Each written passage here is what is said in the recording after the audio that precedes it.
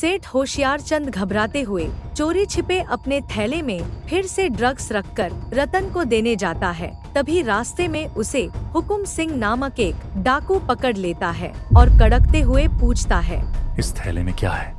हे, थैले में कुछ नहीं है, सब्जियां है, आलू, टमाटर, गोभी, धनिया, पुदीना, ये सब है। अगर यही सब है तो तू इतना घबराया हुआ क्यों है और इसे अपने छाती से क्यों चिपकाया है और तेरे चेहरे पर इतना पसीना? ये इस बात का सबूत है कि इस थैले में सब्जियां नहीं बल्कि कुछ और है। तभी हुकुम सिंह सेठ होशियारचंद से वह थैला छीनने झपटने की कोशिश करने लगता है, लेकिन सेठ होशियारचंद अपनी पूरी जान लगा देता है, लेकिन वह थैला उसे नहीं लेने देता। नहीं दूंगा, कुछ भी हो जाए, यह थैला मैं तुम्हें हरगिज नहीं दूंगा, भले ही मेरी जान ही क्यों न चली जाए। ठीक है, अगर तेरी यही अंतिम इच्छा है तो यहीं सही। तभी हुकुम सिंह के इशारा करते ही 2 गुंडे लाठी डंडा लेकर आते हैं और सेठ होशियारचंद पर प्रहार करने लगते हैं। सेठ होशियारचंद लहूलुहान हो जाता है और उसके सिर से खून बहने लगता है। हाँ, देख लिया। इस हुकुम सिंह से पंगा लेने का नतीजा अभी भी समय है। सीधे से ये थैला मेरे हवाले कर दो, नहीं तो अब एक और लाठी पड़ते ही तुम्हारा राम नाम सत्य हो जाएगा। तुम चाहे कुछ भी कर लो, यह थैला मैं तुम्हें नहीं दूंगा, दुष्ट डाकू। यह सुनकर गुस्से से तमतमाता हुआ हुकुम सिंह जैसे ही सेठ होशियारचंद को मारने वाला होता है, तभी वहाँ पर गरीबदास आ जाता है और गुंडों को पीट-पीट कर उन्हें भगा देता है। भाग, दुर्रा, तुम लोगों की हिम्मत कैसे हुई मेरे सेठ जी को मारने की? उन्हें सिर्फ मैं ही मेरा मतलब है कोई भी नहीं मार सकता। मैंने सही कहा ना सेठ जी? ही। अब ये 1.5 फुटियां कौन है? इसे तो मैं अकेले ही सबक सिखा सकता हूँ। हुकुम सिंह जैसे ही गरीबदास को मारने वाला होता है, गरीबदास उसे भी धूल फाकने पर मजबूर कर देता है और वह दुम दबाकर वहाँ से भाग जाता है। यह देख सेठ होशियारचंद बहुत खुश होता है। गरीबदास, आज तूने मेरी जान बचाई, मैं तेरा ये एहसान कभी नहीं भूलूंगा। आप मेरा एहसान भूलना भी मत सेठ जी, और इसके बदले रोज मुझे एक लॉलीपॉप देना, फिर मैं आपके सारे काम करूंगा, चाहे उसके लिए मुझे इस दुष्ट डाकू से दोबारा लड़ना ही क्यों ना पड़े। ही। तू सचमुच बड़ा अनोखा आदमी है गरीबदास। लोग तो तुझे पागल समझते हैं, लेकिन मुझे तू पागल लगता नहीं। मैं पागल नहीं हूँ सेठ जी, बस बच्चों की तरह शरारती हूँ। हाँ, क्योंकि मुझे अनाथ होने कारण अपना बचपन जीने का मौका नहीं मिला। सेठ होशियारचंद को अपने घर के लिए एक नौकर की जरूरत थी, क्योंकि उसकी पत्नी सुंदरी घर का कोई काम नहीं करती थी। यह सोचकर वह गरीबदास से बोला, मैं तुझे तेरी इस बहादुरी का इनाम देना चाहता हूँ गरीबदास। तू मेरे साथ मेरे घर चल और 1 हफ्ते तक वहाँ आराम से काम कर। उसके लिए मैं तुझे इतना पैसा दूंगा जितना तू साल भर भीख मांगकर भी नहीं कमा सकता। कौन है यह गरीबदास? क्या है इसकी सच्चाई? चलिए जानते हैं। उद्यमनगर नामक शहर में सेठ होशियारचंद नामक एक बहुत अमीर व्यापारी था, जिसने भ्रष्टाचार कर करोड़ों रुपए कमाए थे। एक दिन वह घबराते हुए आता है और अपनी पत्नी सुंदरी से बोलता है, चलो सुंदरी, जल्दी से अपना सारा सामान पैक करो, हमें आज के आज ही यह शहर छोड़कर कहीं और जाना होगा। मेरे खुफिया आदमियों ने बताया है कि इनकम टैक्स वालों की नजर हम पर पड़ गई है। सुंदरी को यह सुनकर एक बहुत बड़ा झटका लगता है। वह जिद करते हुए बोलती है, नहीं जी नहीं, मैं नहीं छोड़ने वाली अपने इस प्यारे शहर उद्यमनगर को। मेरी सभी सहेलियां और मुझसे दिन रात जलने वाली मेरी पड़ोसन सब यही रहती है। अगर मैं यहाँ से चली गई तो उन्हें अच्छे अच्छे कपड़े पहनकर कौन जलाएगा? अगर हम यहाँ से जल्दी रफू चक्कर नहीं हुए तो तुम्हारे पड़ोसन का तो पता नहीं, लेकिन इनकम टैक्स वाले हमारी जरूर जलाएंगे। वही पैसा जिसके दम पर तुम अपनी सहेलियों के सामने शेखी बघारती रहती हो, समझी? सेठ होशियारचंद के लाख समझाने पर भी सुंदरी नहीं मानती और अपने जिद पर अड़ी रहती है। तभी होशियारचंद उसकी बात मानने पर सुंदरी को डायमंड नेकलेस देने का वादा करता है, जिसे सुनकर सुंदरी तुरंत मान जाती है। ठीक है, अगर आप इतना कह रहे हैं तो आपका ये थोड़ा सा एहसान कर दूंगी, लेकिन सिर्फ 1 हफ्ते के लिए, उससे 1 दिन भी ज्यादा नहीं तो उसका अलग से चार्ज लगेगा। देखो तो ऐसे 1 हफ्ते थोड़ा सा एडजस्टमेंट करने के लिए मुझे करोड़ों का चुना लगा दिया। ऊपर से कह रही है कि मैं एहसान कर रही हूँ। क्या अकेले में खुसुर फुसुर कर रहे हैं और किसको चुना लगाने की बात कर रहे हैं? चुना नहीं तो मैं कहाँ चुना वुना की बात कर रहा हूँ। मैं तो कह रहा था कि जल्दी से यहाँ से 9-2-11 हो जाओ, नहीं तो लेने के देने पड़ जाएंगे। सेठ होशियारचंद और सुंदरी फटे पुराने कपड़े पहने गरीब का वेश बनाए धुनकी नगर नामक एक गांव में जाते हैं और एक छोटी सी झोपड़ी किराए पर लेकर रहने लगते हैं। यह तो सरासर धोखेबाजी है। आपने तो कहा था कि 1 हफ्ते तक किसी दूसरे शहर में रहना होगा। मैंने सोचा अमेरिका या स्विट्जरलैंड में रहेंगे, लेकिन आप मुझे यह किस देहात में लेते आए? यहाँ तो चारों तरफ केवल गोबर की ही बदबू आ रही है। गोबर की बदबू इसलिए आ रही है क्योंकि हमारे पड़ोस में एक तबेला है। वैसे भी ज्यादा नखरे मत दिखाओ और 1 हफ्ते तक चुपचाप इसी गांव में पड़ी रहो। यह मत भूलो कि 1 हफ्ते तक अपने घर से दूर रहने के लिए तुमने मुझसे शुल्क ले लिया है, डायमंड के नेकलेस के रूप में। सुंदरी खिजलाते हुए बोली, बस 1 हफ्ते तक मैं यह सब बर्दाश्त करूंगी। उससे 1 सेकंड भी ज्यादा हुआ तो आपकी खैर नहीं, सारा पहाड़ सिर पर उठा लूंगी। पहले ही बता देती हूँ। पहले अपना बैग तो उठाना सीखो, पहाड़ बाद में उठाना। वैसे आज खाने में क्या बनेगा, वह और उसके सामान की लिस्ट मुझे दे दो। मैं बाजार से सब्जियां लेते आता हूँ। शहर में तो नौकर सब्जियां ला देता था, यहाँ पर सब काम खुद ही करना पड़ेगा। सेठ होशियारचंद थैला लेकर सब्जियां लाने धुनकी गांव के बाजार जाता है, जहां उसे रास्ते में गरीबदास नामक एक पागल भिखारी मिल जाता जो अजीबो गरीब हरकतें कर रहते हुए सेठ होशियारचंद के ऊपर आकर गिर जाता है। उठ सालो मेरे ऊपर से। भिखारी होने के बावजूद तेरा वजन गैंडे की तरह इतना भारी कैसे है रे? जानवरों को मारकर खाता है क्या? दे दे, भगवान के नाम पर दे दे बाबा। ये गरीबदास 10 दिनों से भूखा है, इस पर कुछ रहम कर। दे दे। हाँ देता हूँ। अब मेरे सिर पर आकर मत बैठ, भिखारी कहीं का। तभी सेठ होशियारचंद गरीबदास को कुछ पैसे देता है, जिसे लेकर वह वहाँ से खुशी खुशी चला जाता है और सेठ होशियारचंद रतन सब्जी वाले के पास जाकर धीरे से उसे अपना थैला थमाते हुए बोलता है, इस थैले में माल है, इसे जल्दी से अपने सब्जियों के अंदर छिपा लो। आज शाम को मैं तुम्हारा इंतजार करूंगा, समय से आ जाना, ठीक है? जी सेठ जी। शाम हो जाती है। रतन अपने सब्जियों के ठेले पर ढेर सारे कपड़े लादे सेठ होशियारचंद के घर जाता है। तभी भिखारी गरीबदास आकर उसके ठेले पर बैठ जाता है। चलो मुझे चांद की सैर पर ले चलो। 3, 2, 1 फुर उड़ो। ए पागल गरीबदास, ये मेरा ठेला है, उड़न तस्तरी नहीं, समझा? जो अंतरिक्ष में उड़कर तुझे चांद की सैर कराए। तभी अधिक वजन पड़ने के कारण रतन का जर्जर ठेला टूट जाता है और उसका सारा कपड़ा जमीन पर गिरकर बिखर जाता है। देख मूर्ख गरीबदास, तेरी वजह से मेरा ठेला टूट गया। अब तो मैं तुझे छोड़ूंगा नहीं।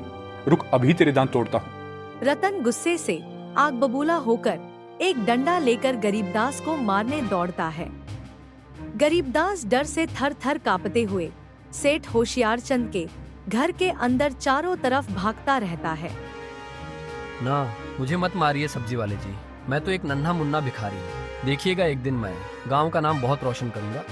तेरी वजह से मेरा ठेला टूट गया, अब तो मैं तुझे छोड़ूंगा नहीं। रुक, अभी तेरे दांत तोड़ता हूँ। गरीबदास, तू किसी दिन हमारे गांव का नाम रोशन तो जरूर करेगा, लेकिन कैसे करेगा ये तो भगवान ही जाने। लेकिन चाहे जो हो जाए, आज मेरे हाथों पीटने से तुझे कोई नहीं बचा सकता। तभी सेठ होशियारचंद सारी स्थिति को संभालकर गरीबदास को अपने घर से बाहर भगा देता है और रतन के कान में धीरे से बोलता है, पैसे लाए रतन? कहाँ है? जी सेठ जी, लाया हूँ, बाहर कपड़ों के अंदर रखे हुए हैं। सेठ होशियारचंद बाहर बिखरे कपड़ों को खोलता है, जिसमें नोटों की ढेरों गड्डी रहता है। यह देख वह खुशी से फुले नहीं समाता। शाबाश रतन, मुझे तुम पर नाज है। सब्जी के ठेले के अंदर ड्रग्स रखकर बेचने की हिम्मत सबके अंदर नहीं होती। हे। वो सब तो ठीक है सेठ जी, लेकिन आप मेरा 10 टका देना मत भूलना, और इस ठेले को भी बना दीजिएगा। उस दुष्ट भिखारी ने इसे तोड़कर तहस नहस कर दिया है। अगले दिन सेठ होशियार चंद घबराते हुए चोरी छिपे अपने थैले में फिर से ड्रग्स रखकर रतन को देने जाता है। तभी रास्ते में उसे हुकुम सिंह नामक एक डाकू पकड़ लेता है और कड़कते हुए पूछता है, इस थैले में क्या है? हे, थैले में कुछ नहीं है। सब्जियां है, आलू, टमाटर, गोभी, धनिया, पुदीना, ये सब है। अगर यही सब है तो तू इतना घबराया हुआ क्यों है और इसे अपने छाती से क्यों चिपकाया है और तेरे चेहरे पर इतना पसीना? ये इस बात का सबूत है कि इस थैले में सब्जियां नहीं बल्कि कुछ और है। तभी हुकुम सिंह सेठ होशियार चंद से वह थैला छीनने झपटने की कोशिश करने लगता है, लेकिन सेठ होशियार चंद अपनी पूरी जान लगा देता है, लेकिन वह थैला उसे नहीं लेने देता। नहीं दूंगा, कुछ भी हो जाए, यह थैला मैं तुम्हें हरगिज नहीं दूंगा, भले ही मेरी जान ही क्यों न चली जाए। ठीक है, अगर तेरी यही अंतिम इच्छा है तो यहीं सही। तभी हुकुम सिंह के इशारा करते ही 2 गुंडे लाठी डंडा लेकर आते हैं और सेठ होशियार चंद पर प्रहार करने लगते हैं। सेठ होशियार चंद लहूलुहान हो जाता है और उसके सिर से खून बहने लगता है। हाँ, देख लिया। इस हुकुम सिंह से पंगा लेने का नतीजा अभी भी समय है। सीधे से ये थैला मेरे हवाले कर दो, नहीं तो अब एक और लाठी पड़ते ही तुम्हारा राम नाम सत्य हो जाएगा। तुम चाहे कुछ भी कर लो, ये थैला मैं तुम्हें नहीं दूंगा, दुष्ट डाकू। यह सुनकर गुस्से से तमतमाता हुआ हुकुम सिंह जैसे ही सेठ होशियार चंद को मारने वाला होता है, तभी वहाँ पर गरीबदास आ जाता है और गुंडों को पीट कर उन्हें भगा देता है। भाग, दुर्रा, तुम लोगों की हिम्मत कैसे हुई मेरे सेठ जी को मारने की? सिर्फ मैं ही मेरा मतलब है कोई भी नहीं मार सकता। मैंने सही कहा ना सेठ जी? ही। अब ये 1.5 फुटियां कौन है? इसे तो मैं अकेले ही सबक सिखा सकता हूँ। हुकुम सिंह जैसे ही गरीबदास को मारने वाला होता है, गरीबदास उसे भी धुल फाकने पर मजबूर कर देता है और वह दुम दबाकर वहाँ से भाग जाता है। यह देख सेठ होशियार चंद बहुत खुश होता है। गरीबदास, आज तूने मेरी जान बचाई, मैं तेरा ये एहसान कभी नहीं भूलूंगा। आप मेरा एहसान भूलना भी मत सेठ जी, और इसके बदले रोज मुझे एक लॉलीपॉप देना, फिर मैं आपके सारे काम करूंगा, चाहे उसके लिए मुझे इस दुष्ट डाकू से दोबारा लड़ना ही क्यों न पड़े। ही। तू सचमुच बड़ा अनोखा आदमी है गरीबदास। लोग तो तुझे पागल समझते हैं, लेकिन मुझे तू पागल लगता नहीं। मैं पागल नहीं हूँ सेठ जी, बस बच्चों की तरह शरारती हूँ। हाँ, क्योंकि मुझे अनाथ होने कारण अपना बचपन जीने का मौका नहीं मिला। सेठ होशियार चंद को अपने घर के लिए एक नौकर की जरूरत थी, क्योंकि उसकी पत्नी सुंदरी घर का कोई काम नहीं करती थी। यह सोचकर वह गरीबदास से बोला, मैं तुझे तेरी इस बहादुरी का इनाम देना चाहता हूँ गरीबदास। तू मेरे साथ मेरे घर चल और 1 हफ्ते तक वहाँ आराम से काम कर। उसके लिए मैं तुझे इतना पैसा दूंगा जितना तू साल भर भीख मांगकर भी नहीं कमा सकता। गरीबदास यह सुनकर खुशी से उछलते हुए सेठ होशियार चंद के साथ उसके घर चला जाता है, जहाँ नए नौकर को पाकर सुंदरी खुशी से फुले नहीं समाती। आओ गरीबदास, बताओ क्या क्या खाओगे? शाही पनीर, गर्मा गर्म पुड़ियाँ और मेवा वाली खीर। ही। ओफ, बस इतनी सी फरमाइश ठीक है, तुम बनाकर खा लो और हमारे लिए भी बना देना, ठीक है? हे। गरीबदास बेमन से उठकर रसोई में खाना बनाने चला जाता है। होशियार चंद ने मुझसे कहा था कि उसकी पत्नी तो उससे ज्यादा चालाक निकली। पूछ तो ऐसी रही थी कि जैसे खुद अपने हाथों से मुझे खाना बनाकर खिलाने वाली हो। धीरे धीरे कई दिन बीत जाते हैं। एक रात सुंदरी सज धज कर सेठ होशियार चंद को उठाती हुई बोलती है, उठिए जी, जल्दी उठिए, मैंने सामान पैक कर दिया है, जल्दी चलिए। हाँ शाह, इतनी रात को मुझे क्यों जगाया और कहाँ जाने के लिए इतना सज संवर कर बैठी हो? लो कर लो बात, भूल गए क्या हमारी क्या बात हुई थी कि हम 1 हफ्ते तक ही यहाँ इस गोबरुटे गांव में रहने वाले थे। देखिए 1 हफ्ते हो गए, घड़ी में ठीक रात के 12 बजे है। हे भगवान, इतना समय की पक्की ये अपने सजने संवरने को लेकर रहती तो आज तक किसी भी फंक्शन में जाने के लिए मैं लेट नहीं होता। लेकिन नहीं, उस समय महारानी 10-10 घंटे सजेंगी। आज रात को 12 ही टिप टॉप से तैयार हो गई। क्या बड़बड़ कर रहे हैं जी, जल्दी चलिए, नहीं तो जितना देर करेंगे उतना समय हर घंटे के हिसाब से मैं आपसे इसका शुल्क वसूल करूंगी, जो होगा 1 तोला सोना प्रति घंटे ही। तुम 1 तोला सोना नहीं 2 तोला सोना लेना। खुश? लेकिन हम कल सुबह यहाँ से रवाना होंगे, अभी मुझे सोने दो। सेठ होशियारचंद यह बोलकर चद्दर तान सो जाता है और सुबह होने पर अपना बोरियां बिस्तर बांध जैसे ही गांव से भागने की फिराक में होता है, उसे अपने घर के बाहर ढेर सारे पुलिसकर्मी खड़े दिखते हैं जो रतन को पकड़े हुए थे, जिसका मुखिया गरीबदास था। गरीबदास, तुम और पुलिस, मेरे साथ इतना बड़ा धोखा। हाँ होशियारचंद, मैं भिखारी नहीं बल्कि एक खुफिया पुलिस ऑफिसर हूँ, जिसने तुम्हारे छल कपट, गुंडागर्दी और भ्रष्टाचार से कमाए गए अकूत धन दौलत का पर्दाफाश करने के लिए भिखारी का वेश बनाकर तुम्हारे खिलाफ षड्यंत्र रचा। अब अपने आप को कानून के हवाले कर दो। यह सुन सेठ होशियारचंद जोर जोर से हंसते हुए बोला, हे, मुझे पकड़ तो लोगे गरीबदास, लेकिन मेरे खिलाफ सबूत कहाँ से लाओगे?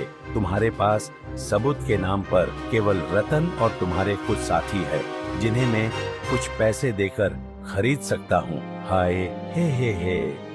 गरीबदास भी हंसते हुए बोलता है, तुम्हारे पैसे की ताकत मेरे बुद्धि की ताकत से बड़ा नहीं है सेठ होशियारचंद। जब मैं तुम जैसे सेठों के घर में घुस सकता हूँ तो सबूत इकट्ठा करना कौन सी बड़ी बात है। रुको, अभी तुम्हें दिखाता हूँ। तभी गरीबदास के इशारा करते ही ढेर सारे ड्रग्स डीलर आ गए, जिन्होंने रतन से सेठ होशियारचंद का ड्रग्स खरीदा था। होशियारचंद को यह समझ नहीं आया कि यह सब कैसे हुआ।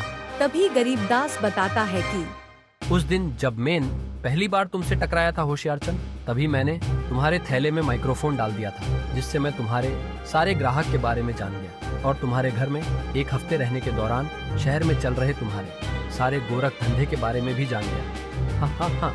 यह सुनकर सेठ होशियारचंद बहुत दुखी होता है और हार मान जाता है। गरीबदास उसे गिरफ्तार कर जेल में डाल देता है, जहां कोर्ट उसे कठोर सजा सुनाती है। वही गरीबदास, हुकुम सिंह आदि अपने साथियों के साथ एक और भ्रष्टाचार के साम्राज्य को उजागर करने अगले मिशन पर निकल पड़ता है।